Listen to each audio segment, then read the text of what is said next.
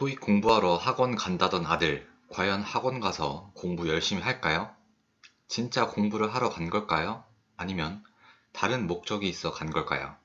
그 숨겨진 비밀을 알려드리고 시간과 돈을 엄청나게 절약할 수 있는 토익 공부 방법도 같이 알려드립니다.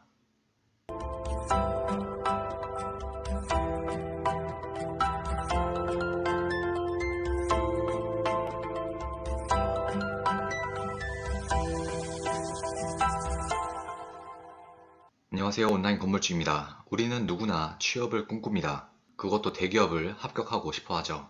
취업 스펙에는 여러 가지가 있습니다만 그 중에 빼놓을 수 없는 필수 요소가 있습니다. 바로 어학 점수입니다. 그 어학 스펙에서도 가장 대표적인 스펙이 있습니다. 바로 토익 시험입니다. 모든 직군을 통칭해서 이야기하기는 어렵지만 사기업 취업준비생의 거의 99%는 토익을 준비합니다. 역시 대부분 학원이나 인강을 통해 토익을 공부하죠. 곽윤기 선수 쇼트트랙 경기 시 선두주자로 달릴 때 저렇게 달립니다. 후발 선수 감시하기 위한 목적도 있겠죠. 하지만 곽윤기 선수 바로 뒤에 있는 선수는 사진과 같은 시점에서 곽윤기 선수를 바라보게 됩니다. 사진만 봐도 앞 선수가 저러고 있으면 집중이 안 돼요. 그렇죠? 곽윤기 선수의 목적이 의심스럽습니다. 물론 농담이고요. 근데 토익 공부하러 간다던 아들의 목적도 의심스럽습니다. 진짜 토익 공부하러 간 걸까 말이죠. 이건 예전에도 그렇고 지금도 마찬가지입니다. 이성을 만나고 싶고 또 사귀고 싶은 목적에 토익 학원을 가는 경우가 엄청 많습니다. 어떻게 가능하냐고요? 부모님들 잘 들으세요. 토익 시험을 치렀던 현재 20, 30대는 사실 모르는 사람이 없을 겁니다.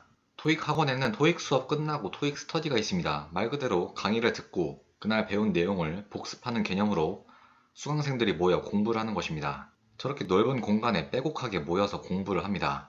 아니면 좁은 공간에서도 역시 빼곡하게 모여서 공부를 하죠. 젊은 청춘 남녀들이 다닥다닥 모여서 공부를 하고 있습니다. 특히 방학 시즌이 되면 서울 유명 어학 학원에서는 저렇게 빼곡하게 수강생들이 모여서 토익 공부를 합니다. 사진으로 보셨다시피 토익 학원은 이성 간 만남의 장소입니다. 노량진 고시촌에서 공부하는 사람이 많을까요? 솔직히 말해서 그 중에서 열심히 공부하는 사람은 10%밖에 안 됩니다. 토익 학원도 마찬가지예요. 공부 열심히 하는 사람도 있지만 그냥 공부하러 온 척 하는 사람도 많습니다. 진짜 토익 공부를 하러 학원을 끊었다면 스터디만 끝내고 집을 가면 상관이 없습니다. 하지만 어딜 가나 빌런들이 있습니다. 스터디의 목적이 공부가 아니라 이성을 만나려고 오는 사람들이 엄청 많다는 뜻입니다. 스터디를 끝내고 같은 조원들끼리 저렇게 뒤풀이를 갑니다. 성인이 술 마시는 거야 죄도 아닙니다만 저렇게 술자리를 통해 서로 마음에 드는 여자, 남자와 친해져서 애인 만들어야 하는 빌런들이 곳곳에 숨어 있습니다. 농담이 아니라 진짜 엄청나게 많아요. 인터넷에 찾다가 퍼온 건데 진짜 이런 경우가 많습니다. 여기 이문철 씨를 주목해 주십시오. 이 이문철 씨가 스터디 시간을 본인 마음대로 변경을 했습니다. 박채연 씨는 이문철 씨가 4시에 보기로 했다고 말을 합니다. 이문철 씨는 장난이다 하면서 그냥 넘어갑니다.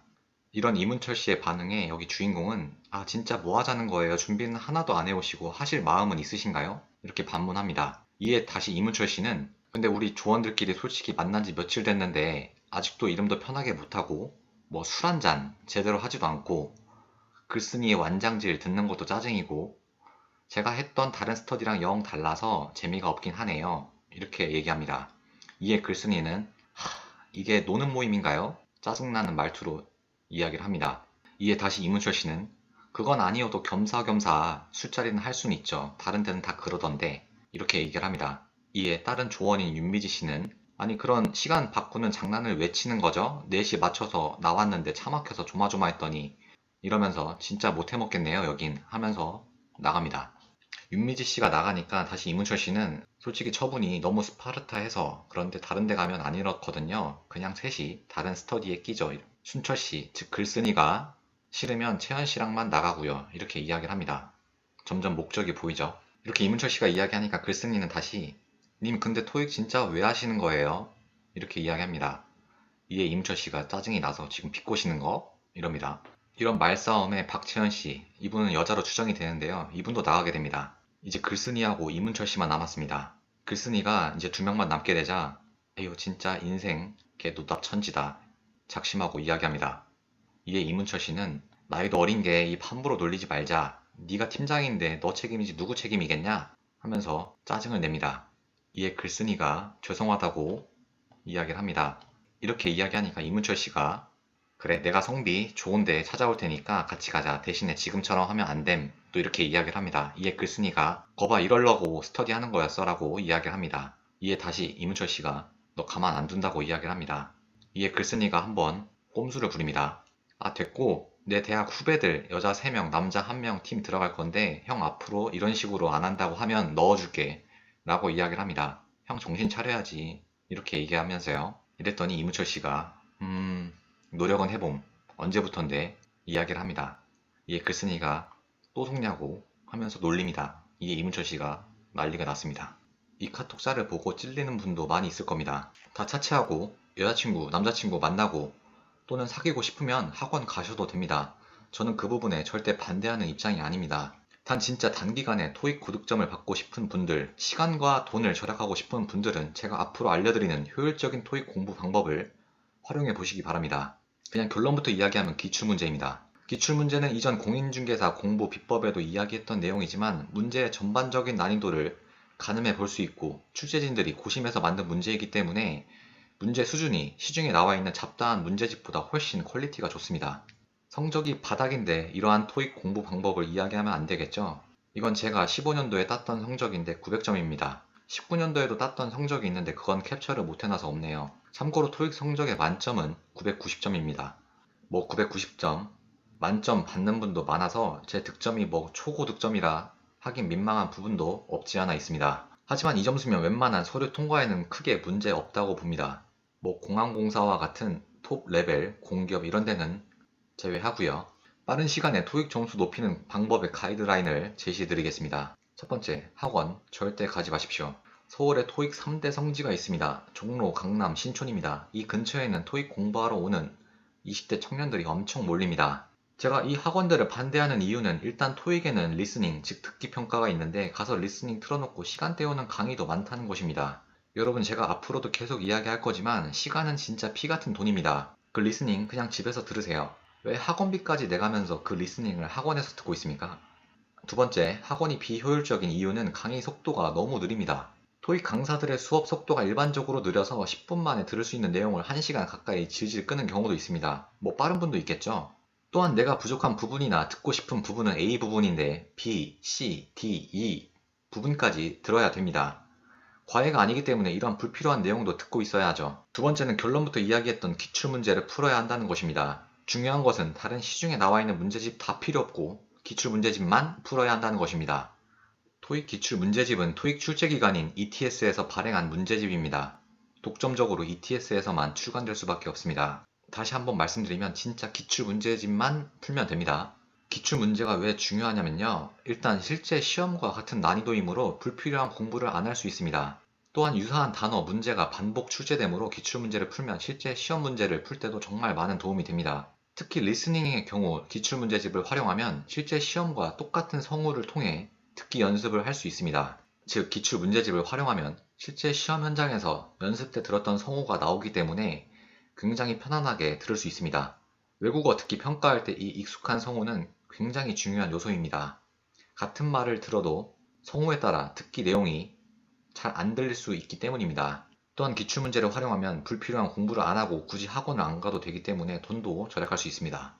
다시 한번 말씀드리지만 토익은 특히 시중에 있는 잡다한 문제집 다 필요 없습니다. 시중에 있는 일반 문제집에는 불필요한 단어, 문제로 실제 토익 시험 난이도와 다른 난이도인 경우가 굉장히 많습니다. 예를 들면 실제 토익 시험에는 고등학교 수준의 단어만 나오는데도 불구하고 시중에 나와 있는 문제집에는 석박사 수준의 단어나 내용들도 나옵니다. 문제나 해설에 있어 오류도 종종 있고요. 진짜 다 쓸모없는 내용들입니다.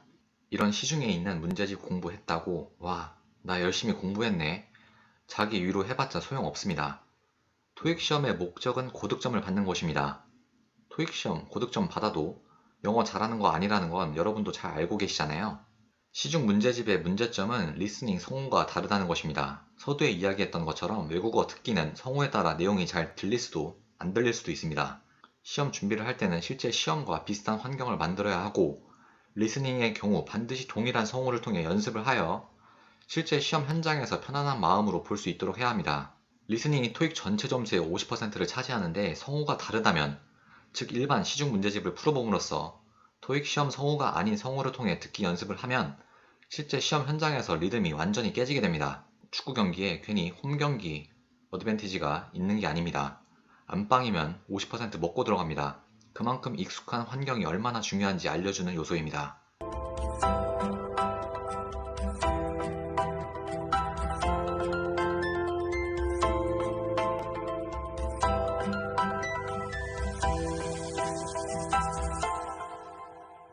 기출문제 풀이법도 알려드릴게요. 이건 제가 했던 방식입니다. 먼저 리스닝, 듣기 평가입니다. 처음 1회차 기출문제 리스닝 풀 때는 그냥 무대포로 듣습니다. 단 엄청나게 집중해서 들어야 합니다. 앞으로도 계속 말씀드리지만 이 집중력이 토익 고득점의 굉장한 중요 포인트입니다. 그럼 처음 기출문제를 풀다 보면 200에서 300점대가 나올 것입니다. 이 점수 분포는 사람마다 당연히 차이가 있겠죠. 그럼 문제를 풀고 맞는 부분이든 틀린 부분이든 해설을 다 확인합니다. 그리고 모르는 단어는 본인만의 단어장을 만듭니다. 그리고 안 들렸던 부분은 계속 반복해서 듣습니다. 저 같은 경우에는 그냥 1번부터 100번까지 계속 집중해서 반복해서 들었습니다. 책상에 앉아서도 집중해서 듣지만 그냥 걸어다니면서도 이어폰 꽂고 수시로 들었습니다. 출퇴근길에도 계속 들었습니다. 단 무의식적으로 집중 안 하고 흘려듣는 것이 아니라 출퇴근길 지하철에서 눈 감고 꽤 집중해서 들었습니다. 이렇게 듣기를 계속 반복하니 점점 귀가 트이고 모르는 단어도 암기하게 되었습니다. 단 기출문제 단어는 무조건 다 암기해야 합니다. 암기하기가 너무 힘들고 어려워요 하시면 그냥 바로 이 영상 끄시면 됩니다. 서두에 이야기한 것과 같이 리스닝은 집중력이 정말 중요합니다. 어휘 실력을 떠나서 이 집중력이 토익 시험의 고득점을 가르는 중요 포인트입니다. 토익의 경우 중간에 조금의 쉬는 시간 없이 계속 방송이 나오기 때문에 집중력을 조금이라도 놓치면 한 문제가 아닌 해당 지문에 연관된 문제 3문제가 다 날아가게 됩니다. 두 번째 리스닝 풀이법은 리스닝 전 문제를 반드시 읽어야 한다는 것입니다. 이건 다른 영상에도 많이 나오니 길게 이야기하진 않겠습니다. 문제를 먼저 읽어봄으로써 대화가 어떻게 전개될지 유추할 수 있기 때문에 대화 내용이 훨씬 잘 들립니다. 문제 안 읽고 들으면 대화가 어떻게 전개될지 유추할 수도 없을 뿐더러 방송 나오고 바로 문제가 나오기 때문에 촉박한 마음으로 문제를 풀다 보면 문제 다 날립니다. 다음은 리딩, 독해입니다. 리딩도 똑같습니다. 처음에는 기출문제를 그냥 무대포로 풉니다. 단, 리딩 역시 집중력이 필수입니다. 물론 시간도 재면서 풀어야겠죠. 독해, 100문제를 풀면서 집중을 못해서 힘들어 하시는 분들도 많습니다. 이건 저도 힘드니까요. 참고 풀어야지 어떻게 하겠습니까? 그럼 리딩 역시 처음에는 200에서 300점대가 나옵니다. 그럼 리딩 역시 해설 보고 문법 단어 모두 다 암기해야 합니다. 문법은 어떻게 하나요? 물어보면 기출문제를 풀고 해설을 보면 처음에는 이해가 잘 안 갑니다. 하지만 비슷한 문제가 반복해서 나오다 보면 이해가 갈 것입니다. 진짜 어떻게든 이해하려고 노력을 하면 이해를 못할 수준은 아니라고 봅니다. 그냥 어려워, 보기 싫어하면서 문법 잘 이해 안 가요? 라고 물어보시면 할 말은 없습니다. 기출문제는 정말 풀다 보면 비슷한 문법, 단어 계속 반복해서 나오는 것을 알 수 있습니다. 리딩은 특히 시간 싸움이 관건입니다. 집중력이 정말 엄청 중요한 과목입니다. 대부분 문법이나 어휘력이 있어도 점수가 안 나오는 경우가 시간이 촉박하기 때문에 문제를 풀지도 못해서 다 찍다 보니 점수가 엄청나게 깎이는 것입니다. 독해 100문제 중 20문제를 못 풀면 풀었던 80문제를 다 맞더라도 그냥 리딩에서만 100점이 날아갑니다. 시간 싸움이 정말 중요하다 보니 문제 풀다가 시간 계속 잡아먹는 문제라면 바로 스킵하시면 됩니다. 이렇게 기출문제만 반복해서 풀면 됩니다. 최소 3주 순수 공부 시간으로 하루 4시간 공부하면 900점 가능하리라 봅니다. 토익 공부든 어떤 시험이든 빨리 끝내버리는 게 중요합니다. 질질 끌어봤자 그 시험 공부하느라 놀지도 못하고 재미도 없는 토익 공부 계속하게 됩니다. 기출문제 독학의 장점을 다시 한번 정리해 볼게요. 첫 번째, 토익 학원을 안 가도 돼서 수강료를 절감할 수 있습니다. 두 번째, 학원 왔다 갔다 하는 시간, 학원 내에서 불필요하게 보내는 시간 낭비를 방지할 수 있습니다. 세 번째, 토익 시험 접수비가 꽤나 비쌉니다. 거의 5만원이거든요. 잘못된 공부 방법으로 시험 질질 끌면 시험 접수비로도 돈 꽤나 나갑니다. 네 번째는 세 번째와 비슷한 맥락으로 잘못된 공부 방법으로 시험 질질 끌면 괜한 쓸데없는 시간 낭비를 하게 됩니다. 기출문제를 잘 활용해서 이러한 시간 낭비를 방지할 수 있습니다. 사람마다 공부 방법, 공부 수준이 다르기 때문에 제 방법이 무조건 진리는 아닙니다.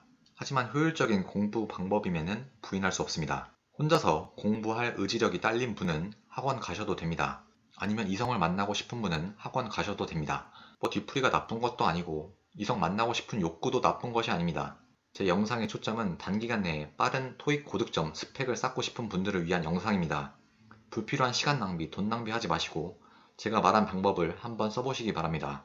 이런 영상은 학원가에서는 좋아하진 않겠죠. 돈을 벌 수 있는 기회를 제가 날리는 거니까요. 반대로 여러분에겐 돈을 아낄 수 있는 기회입니다. 효율적인 공부 방법도 재테크라 볼 수 있습니다. 연애 반대론자도 아니고 이성 간의 만남은 꼭 필요하다고 생각하는 사람입니다. 하지만 토익 스터디 빌런들은 조심하십시오. 남들과 다른 생각으로 재미있는 인생 펼쳐가시기 바랍니다. 이번 영상을 마치겠습니다. 구독, 좋아요 부탁드립니다.